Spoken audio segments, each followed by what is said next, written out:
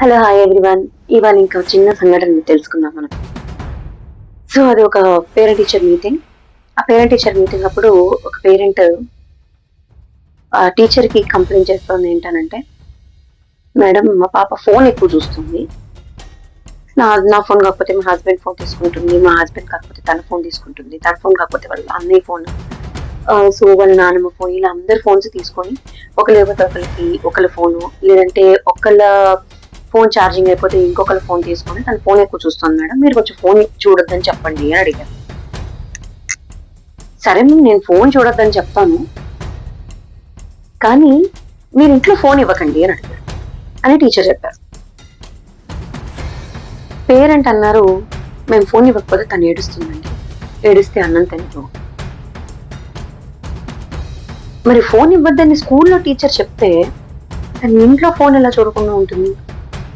నాకు అర్థం కాలేదు. ఓకే సర్లేండి మేడం, అలా అయితే మీరు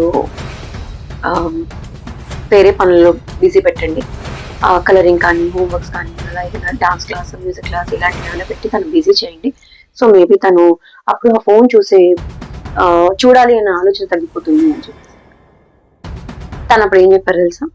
కలరింగ్ వేసుకుంటుంది, డ్రాయింగ్ చేస్తుంది, అన్నీ చేస్తుంది, కానీ ఎక్కడో అక్కడ వదిలేస్తుంది. కలరింగ్ అని చెప్పి కలర్స్ బుక్స్ అన్నీ తీసుకుని ఎక్కడొక్కడ వదిలేస్తుంది. ఓకే ఎక్కడెక్కడ వదిలేస్తుంది, వదలొద్దని చెప్పండి, తన టీం అని చెప్పండి అని అడిగితే తనకంటూ పెట్టిన పని మీద డిపెండ్ అయిపోతుందండి.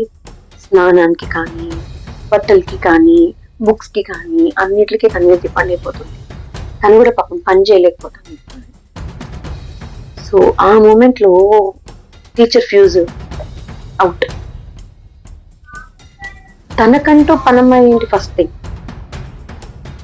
సో ఫోన్ ఇచ్చడం సంగతి పక్కన పెడితే తనకంటూ పనమ్మాయి అనే దానికి టీచర్ దగ్గర ఆన్సర్ లేదు. తనకంటూ పనమ్మాయి ఓకే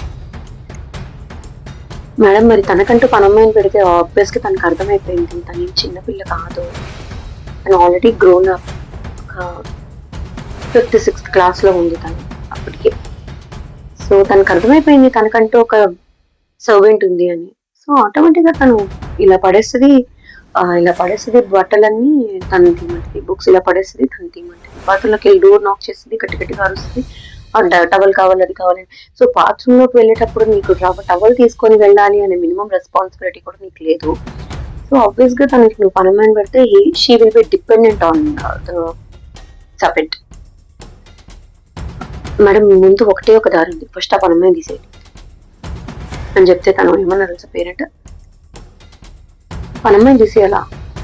అలాంటప్పుడు ఆ పనులని నేను ఏం చేయాల్సి వస్తుంది కదండి,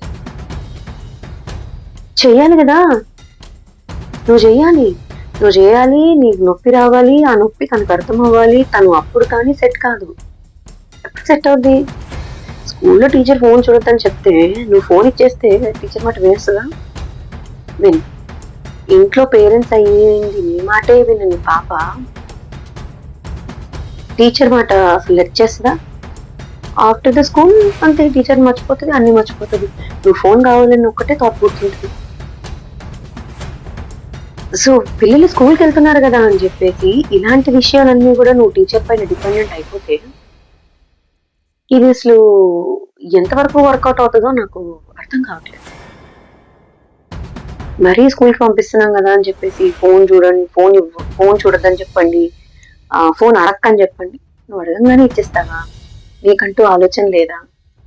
తనకు పనమ్మాయి ఏంటండి 5th క్లాస్ పిల్లకి బుక్స్ పడేస్తే తనని తీమంటుంది అంటే, ఈ కంప్లైంట్స్ టీచర్కి ఇస్తే తను మాత్రం ఏం చేయగలదు? ఒకసారి మీరు ఆలోచించాల్సిన విషయాలు ఇవన్నీ, దయచేసి ప్లీజ్.